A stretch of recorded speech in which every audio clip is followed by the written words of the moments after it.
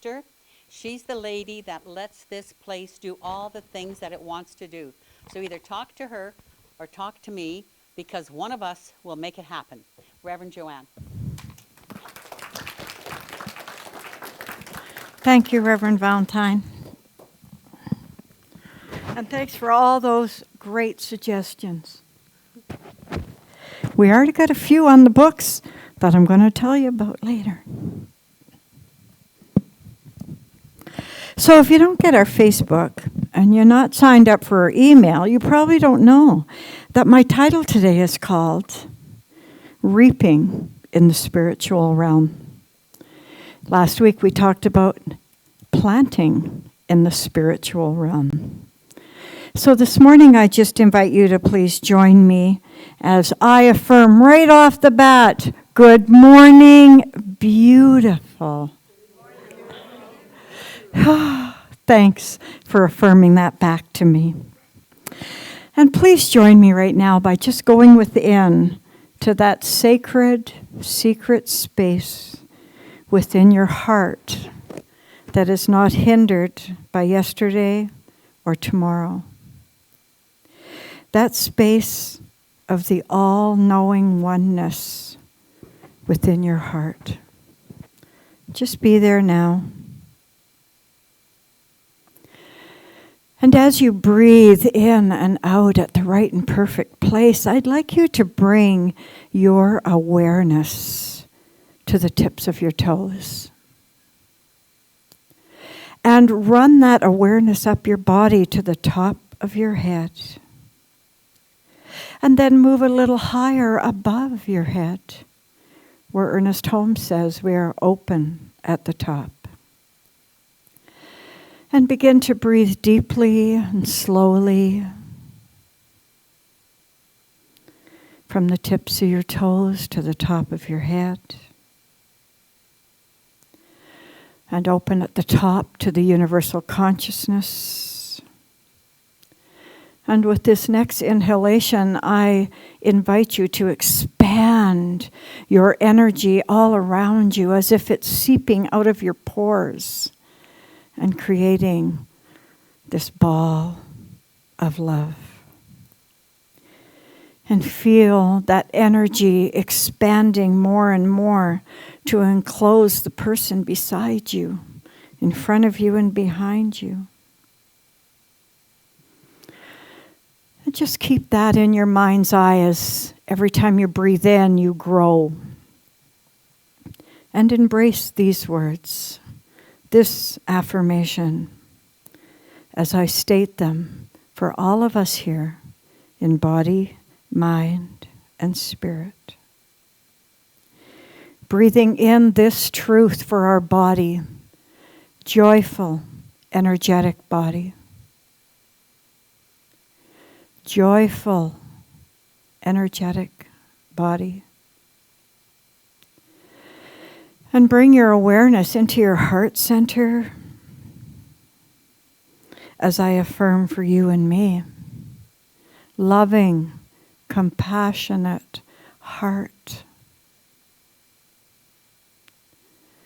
Loving, compassionate heart. Let's bring our awareness a little higher to that space between our physical eyes that we call the third eye. As I affirm, clear, reflective mind. Clear, reflective mind. And now, as I said, to bring your consciousness just to that space above your crown and focus on that space. As I affirm, we are open at the top. Lightness of being. Lightness of being. And now as you focus on your breath, I want you to focus now on the exhalation as you contract and bring your energy home, having collected all the vibration and the love in this room. So exhale and expand and inhale and contract. And then do it again. Expand and contract with each breath until you feel yourself coming back into this chair, back into this room, back into your body, back to the center for spiritual living, Red Deer. And now that we're in our bodies, please allow me to do this opening affirmative prayer that we also call spiritual mind treatment. I affirm and know there is only one love, one life, one power, one creator. I call God. It's all God. All love, all light, all creation, me, you, we all live and move and have our being in this oneness.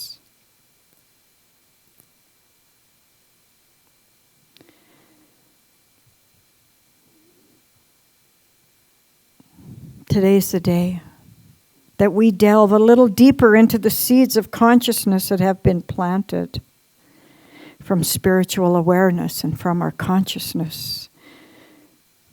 We connect right now with a power greater than we are in the universe.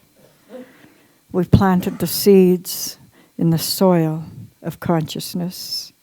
Today we dive deep into our hearts, where everything is manifested, and we discover the truth that as we are all growing, we're all seeds in manifestation. And we can and do reap the rewards as we travel down the road into complete harvest. With loving thanks, I let these words go into the all-knowing mind of the one universal consciousness. The heart hears the words and knows the truth. And they return to us multiplied and overflowing. I am grateful. I'm in gratitude. And I let it go with faith and love as together we affirm. And so it is.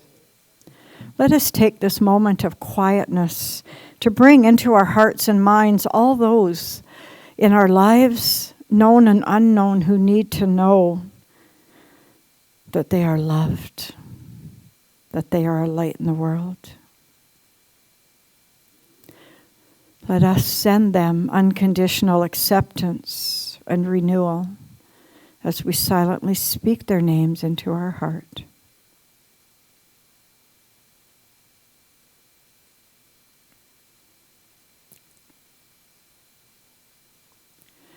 Thank you. So reaping the spiritual harvest is an extension of last week. If you were here last week, you'll remember that we talked about planting seeds and how our mind is the soil that we plant the seeds in. Here we teach science of mind. Not Scientology, but the philosophy of religion and the science that our mind is the same mind as God, and we can create anything through the power of our own mind. That's the science of the power of our own thoughts.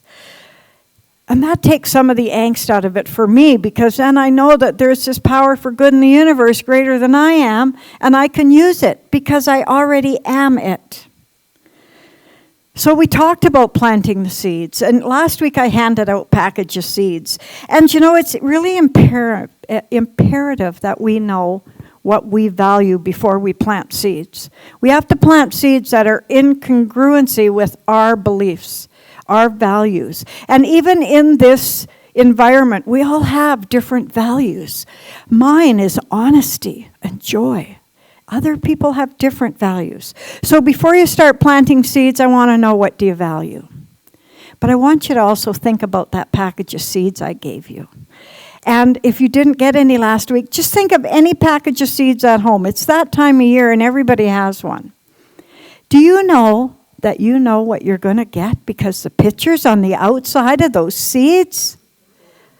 And it really got me thinking about something that was really relevant. About 5 or 10 years ago, everybody was doing vision boards. And that's exactly what a package of seeds are. You create your seeds based on the package, what's on the outside. And so that's one thing I want to ask you today to challenge yourself with. When people see you, what do they see? What's on your package of seeds? I hope when people see me, they see a heart. They might see a peace sign. I hope they see two people holding hands in connection. And I hope they see my heart and my hands held in prayer. So I challenge each of you, what are you presenting to the world? Absolutely.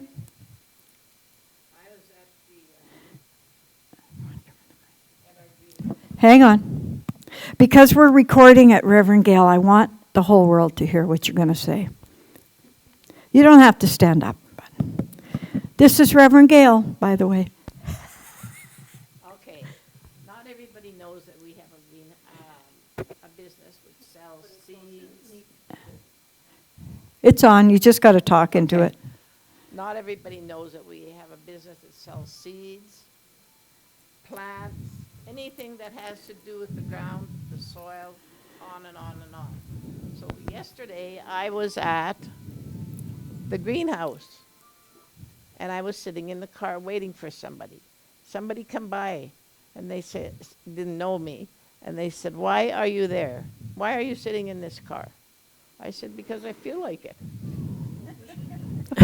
And she looks at me and she said, "Well, when you're here at the place where you sell seeds and buy dirt and buy, shouldn't you be getting ready to plant something?" I said, "No, not necessarily." I said, "I can sit here and watch all the people go by and enjoy it."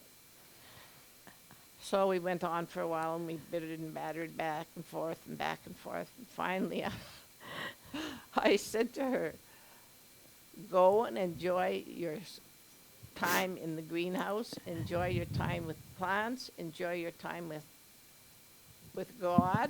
I shouldn't have said that, but I did. And she said to me, "Are you religious?" So honestly, it's like I can have fun anywhere I go.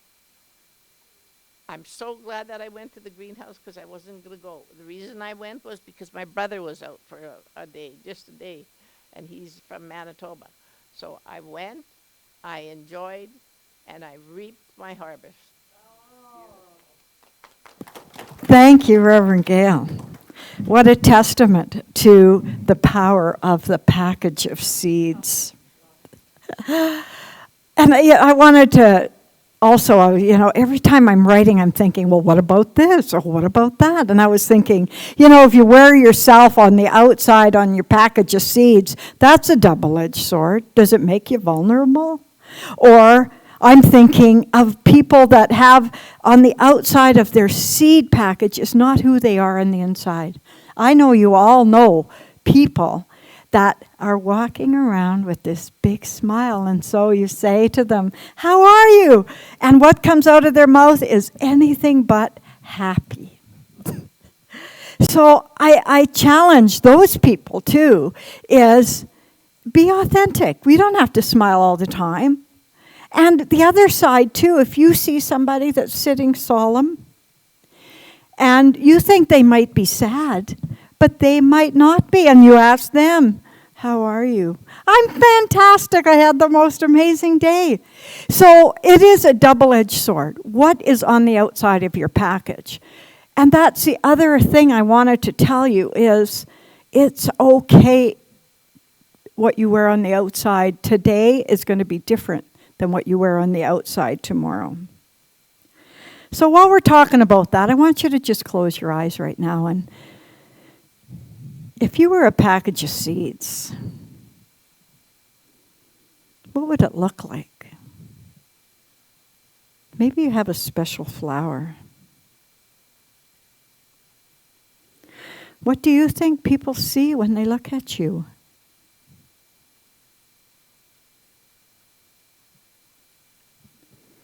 Do you see their heart, their love? And you can open your eyes. I just wanted you for a minute to just envision what you are presenting to the world. But now I want to go on to reaping the rewards of the spiritual planting. Because harvest time seems like a long ways away. And I know for me, I'm not very patient. So when Pete mentioned this word, he said to me, so what happens after we plant the seed, Joanne? I said, well, it grows and then it comes to manifestation and, I just assume everybody knows that. And they do, but they need to be reminded. So harvest time, probably Gail knows this from having the sod farm. You plant the seed, then you got to wait and you wait and you wait. And then eventually it grows. But that's a long time away. So I started researching what's reaping and what's harvesting. Do you know there's a humongous difference? They're not the same. Harvesting is when you grab something, pull it out of the ground, and that's the end of it. It's gone. And there's a time for that, especially if you're weeding out things and people in your life that you no longer need, or if you're moving on to a different community or something, So there's a time where you pull it out by the roots and you move on. But there's another thing that happens. As soon as you plant the seed, it starts to grow. And that is when you can reap the harvest. Do you know growing, when you think about a seed, it's really uncomfortable for them. It's stretching, it's reaching, it's being out of your comfort zone. It's pumping up, coming up through the earth to find the sun. It's breaking through the barriers. So that's where it's loving the soil. And that's where we are right now in the spring. We planted some seeds. Not everybody buys plants that are growing. I still plant seeds. And then we wait. But when I was looking at reaping, I was thinking about spiritually planting seeds in the mind. And the most amazing thing came to me. The minute I plant a seed and it starts to grow, I can reap that. Do you know reaping means to scythe or to cut off? And I'm sure in the sod farm they have to cut that grass all the time. Do you know the minute you plant that seed, maybe it's going to be tomorrow. Maybe in 10 minutes I planted a seed of love. Oh my gosh, it's already starting to grow. I can scythe that off and share it with the world. I don't have to wait until harvest. So that is what I want you to feel encouraged about, is start reaping the rewards of the seeds you plant. Don't wait for harvest. And I just want to read you Galatians chapter 6, from verse 7 to 10. It says, whatever a man sows, he shall also reap. If he sows the Spirit, he reaps the Spirit, and that means reaping everything. It didn't say you got to wait till harvest. It says you can reap the Spirit, and that's everything. So who knew there was a difference between reaping and harvesting? I didn't. It's not about collecting the full plant. It's about planting the seeds and sharing them and passing them on, because there's a lot of space between planting and harvesting. So I could see where some people might think, that's a long darn time, and I'm not very patient. And it got me thinking about seasons. Do you know there's even a planting season? Well, of course you do, because there's planting and there's harvesting. But I think we have spiritual seasons. And those spiritual seasons are the wilderness season, the growing season, the pruning season, and the harvesting season. Now, some people might not relate the wilderness season to a plant, but you sure can relate it to your own life, because the wilderness season is when it's the darkest before the storm. 100% of you here have had a spiritual awakening that made you decide you wanted to know more about yourself. You wanted to know more about spirituality. You wanted to know more about more because you were in the wilderness season. That's when Spirit's developing inside of you. It's developing your spiritual eyes, your spiritual muscles. And I know you can relate to that because I felt like it was the beginning of a new life. A whole new, not just a chapter, a whole new book. Cheryl's going to talk about her book later. So the growing season, it's a time of stretching and having faith and doing something that's we often felt was impossible and getting out of our comfort zone. When I think of an egg, when I think about that growing season, do you know if an egg breaks from the inside, from the outside, if you break an egg, all you get's a fried egg. But if that egg busts from the inside, you're going to get a live chicken.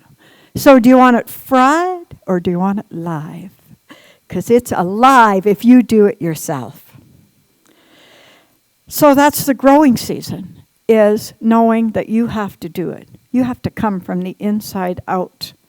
I read somewhere that the door to your heart always opens in, not out. I thought that was really good. So we've done the wilderness season, and then we've done the growing season. There comes a time, if you've got a garden, you go out there and, oh my gosh, is that a carrot or is that a weed? And you have to know what that is. So that's the third one, the pruning season. And it's a time to look at your garden, your spiritual garden, and see if there's something in your life that's no longer serving you. In Feng Shui, they call that cleaning your house. We're cleaning your spiritual house too. There might be things in your house you no longer need. There might be people in your life you no longer need. And when they're not conducive to your spiritual growth, that's when it's pruning season. You have to take action. Tress said in meditation, ask, accept, and act. Those are great ideas for pruning and harvesting. So those are and then the harvest season. That's when you experience the rewards of your work. I think right now, this Sunday, every Sunday, I feel like I'm in the harvest season. I get to reap the rewards all week with all the people I see in my life, but here I get to see the harvest. Look at the beautiful flowers out there. The sunflowers, the snapdragons, the lavateras, the sweet peas, the what? The pansies. Oh, they come back every year. I got to write a whole talk about that now. Oh, the dandelions. Oh, we're going to prune those. Or we got to leave them. Oh, okay. We could cut them and make dandelion tea. Yeah, all flowers are happy flowers. And so, do you know what season you're in right now? Some of you might still be in the wilderness season. That's okay. Spirit's getting you ready. Some people might be in the growing season. Oh, I'm there quite often. And some people might be in the pruning season. And even if you're in the harvesting season, don't think you've got it all figured out, because that wilderness season's just waiting for you to grow those spiritual muscles again. But when we know what season we're in, we're better equipped to deal with life, and we know how to trust ourselves, to get ourselves through that. We believe in the process. That's faith. I remember reading that faith was only 51% more than fear. That's all it takes. Faith is knowing that seed's going to germinate whatever you planted. And you know, a gardener, he doesn't plant the seed and then call it quits and go home. He knows that there's times. There's times for pruning. There's times for growing. And those are simultaneous. Sometimes you got to prune, then you grow. And then you grow, and then you prune. So you just got to know where you are in life, because there is no right. There's no wrong. And we're not all in the same season. I think planting seeds of love and peace and faith, it's ongoing. It's ongoing to my spirituality. And even spiritual people who are seasoned, who have been in this philosophy for 100 years, like Ernest Holmes. When I read something he wrote 100 years ago, he said, show me 1,000 people who have planted seeds, and I'll show you a garden that's ready to harvest. So we all just have to remember what's on that wall over there if you haven't read it before. There's a power for good in the universe greater than you are, and you can use it. I think we're in the growing season right now when we have to stretch ourselves. At this time of great change in the world, how many people want to stretch themselves? Not very many. I've never witnessed so much polarization in my life where people are afraid to grow, to be open at the top, to prune what no longer serves them, and to reap the rewards of what they've already planted and share that with people. I want to close with a song from Karen Drucker, and it's just a little chant, and if you know it, you can sing it with me. It's called Take a Little Love and Pass It On. And really it speaks to me about reaping the harvest. Don't have to wait till harvest season. Reap the rewards of the seeds. As they grow, pass them on.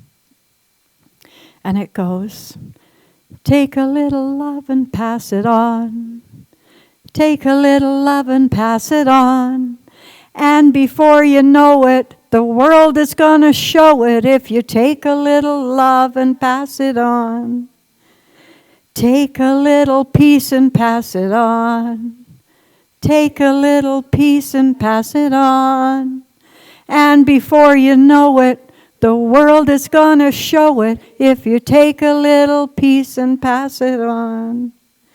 And that song goes on and on. You can take a little joy and pass it on. Take a little kindness, pass it on. To me, that's what reaping the rewards means. Even in harvest time, when you completely harvest your crop and you're done, take it and pass it on. I am Reverend Joanne Faith, Peace, and Love Boruck, and I wish you happy reaping, happy sowing, happy harvest. Reap your spiritual harvest. And so it is.